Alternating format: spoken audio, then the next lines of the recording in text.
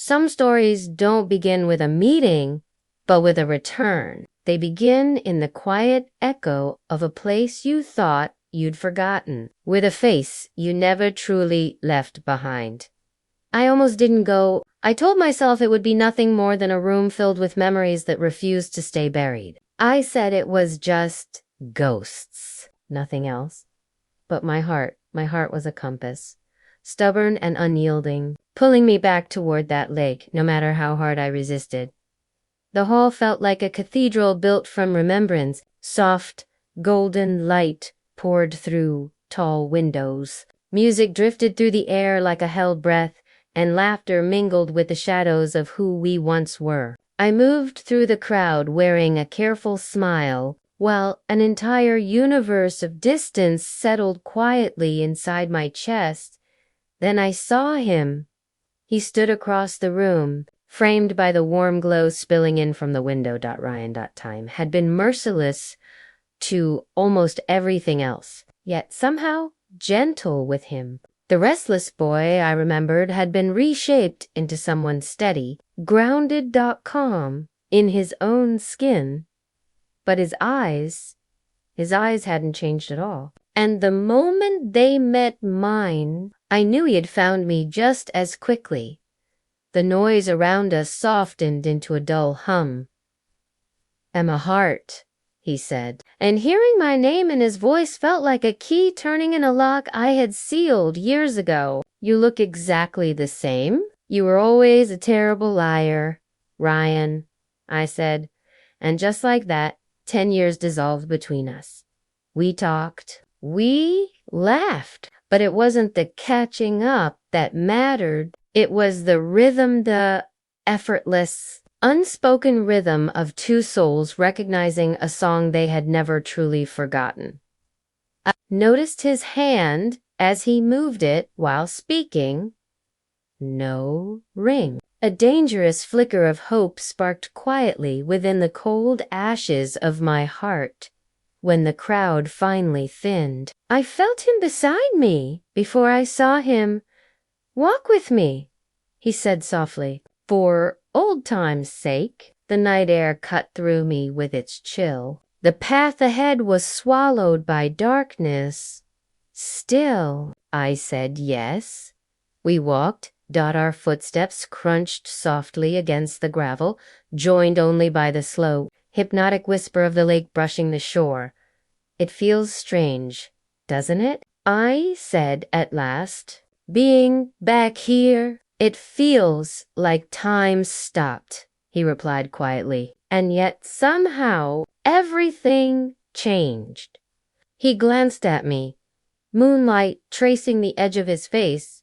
"Maybe not as much as you think." We reached our bench. Our bench. The wood had been smoothed by years, by weather, by strangers, by other lovers, but to us, it wasn't just a seat. It was a throne carved from shared memory. "Do you ever miss it?" I asked. "The old days." "Sometimes," he admitted, "but mostly I miss how easy it was. Just being near you." His words landed like a stone dropped into still water. The ripples spread, touching everything between us. I told him pieces of my life after he left. The marriage that slowly turned into a quiet room. The divorce that felt more like release than loss. The loneliness different now, but no less heavy. He listened, not just with his ears, but with his entire presence. "I remember everything," he said suddenly, his voice cutting through the night. "What?" "That poem you read about the sky, the way you bit your lip when you were nervous, the sound of your laugh when it was real." He paused. "I remember you, Emma." The air vanished from my lungs. The world narrowed to this bench, this lake, this man sitting beside me. "Ryan, I know," he said, his voice thick with something unspoken. I thought I was chasing a future, but I was really running from the only thing that ever felt real. He turned fully toward me, his gaze steady, unflinching.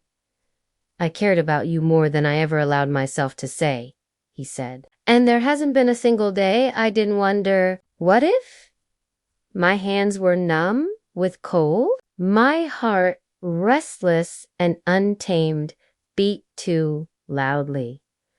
You were everywhere, I whispered, the truth finally breaking free. In every rainstorm, every bookstore, every quiet moment, I never forgot. I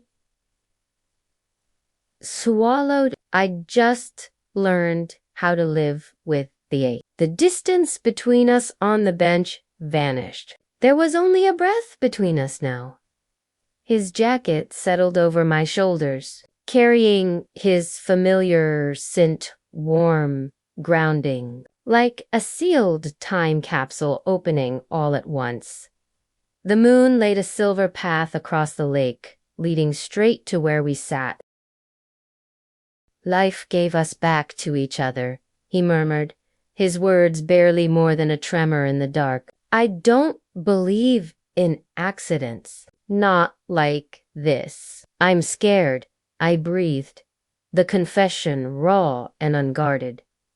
So am I, he said softly, but I'm more afraid of watching you walk away again. The sky began to change. Dawn bled slowly into the night, streaks of gold and pink painting the horizon. It was breathtaking, and it felt like a door quietly closing. He stood and reached for my hand. When our fingers touched, the jolt was electric, fine out of serotonin. This doesn't have to be goodbye, he said. This can be a beginning. I looked at our joined hands, then at the rising sun, then into his eyes that held my past and a terrifying, beautiful future all at once. I didn't pull away. Some loves are not finite. They don't, and they run deep beneath the surface, underground rivers flowing silently through the years. And if you're very lucky, very brave, you're given one more chance to come up for air, to find the river again, to follow it home. The sun rose, and we did not say goodbye.